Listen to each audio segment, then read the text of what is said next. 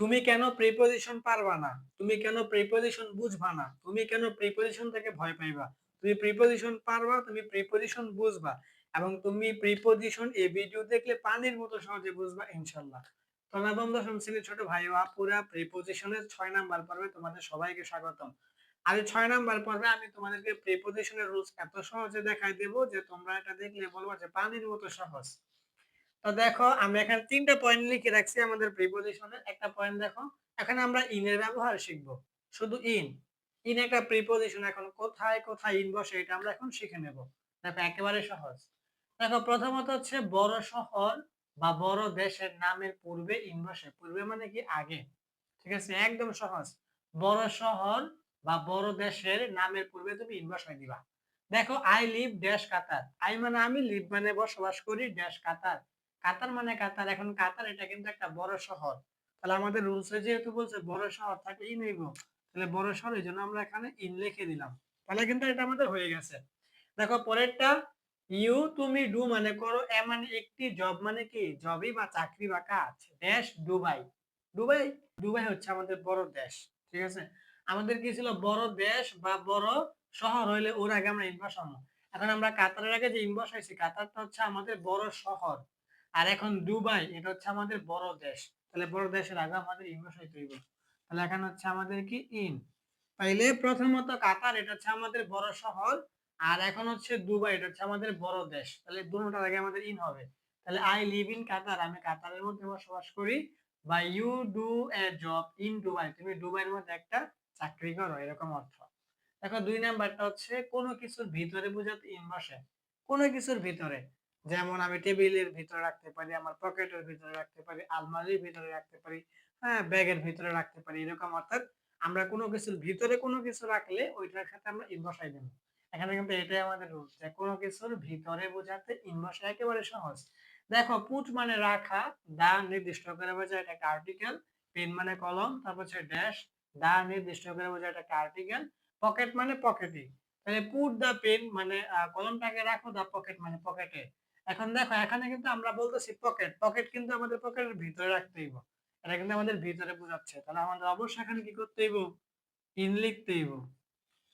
তাহলে অর্থটা কিন্তু হয়ে যাচ্ছে যে put the pen in the pocket, মানে পকেটের ভিতরে বা পকেটের মধ্যে কলমটা রাখো।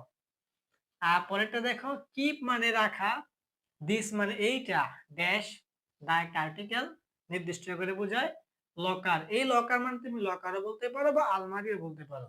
তাহলে এখানে কিন্তু আমরা এটাও বুঝতেছি যে লকার বা আলমারির ভিতরে বা মধ্যে আমাদের রাখতে হবে। তাহলে এখানে আমরা ইন বসাইতে পারি। তাহলে তুমি এখানেও ইন বসাই দাও। তাহলে এটা কিন্তু হচ্ছে আমাদের যে keep this in the locker. Keep this এটাকে রাখো ইন দা লকার, লকারের মধ্যে বা আলমারির মধ্যে। এগুলা কি সহজ না? আচ্ছা এগুলা কি কঠিন? তোমরা যে প্রিপোজিশন পারো না, প্রিপোজিশন দেখলে ভয় পাও, প্রিপোজিশন বুঝো না, দেখো তো এগুলা কি কঠিন? এগুলা কি একদম পানির মতো সহজ না? Keep this in the locker, এটা রাখো লকারের মধ্যে।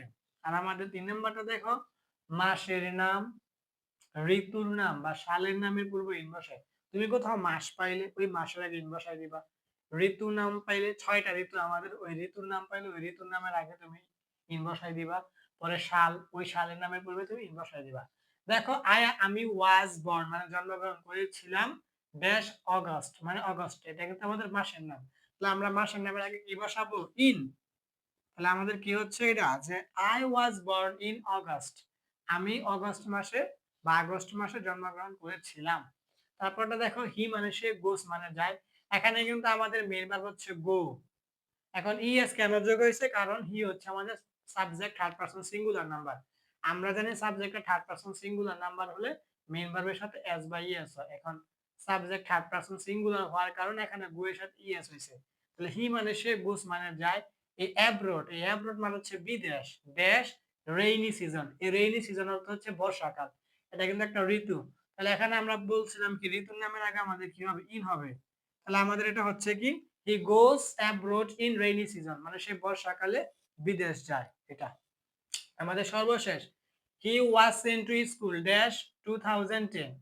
তাহলে হি ওয়াজ সেন্ট মানে এটা হচ্ছে আমাদের একটা পেসিভ ভয়েস। ঠিক আছে? He was sent to school, he was sent মানে তাকে পাঠানো হয়েছিল টু স্কুল মানে স্কুলে। এখন দেখো এটা কিন্তু আমাদের সাল। তাহলে সালের নামের পূর্বে কি বসে? আমাদের ইন বসে। তাহলে এই যে আমাদের ইন, তাহলে এটা হচ্ছে আমাদের কি, he was sent to school in 2010, মানে তাকে স্কুলে পাঠানো হয়েছিল 2010 সালে। হি ওয়াজ সেন্ট মানে তাকে পাঠানো হয়েছিল, টু স্কুল মানে স্কুলে, ইন 2010 মানে 2010 সালে। তাহলে পুরোটা হচ্ছে he was sent to school in 2010, তাকে 2010 সালে স্কুলে পাঠানো হয়েছিল।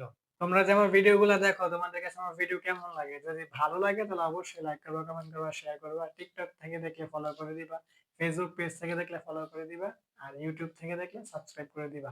অন্য কোনো ভিডিওতে আবার দেখা হবে, সেই পর্যন্ত সবাই ভালো থেকো। আসসালামু আলাইকুম।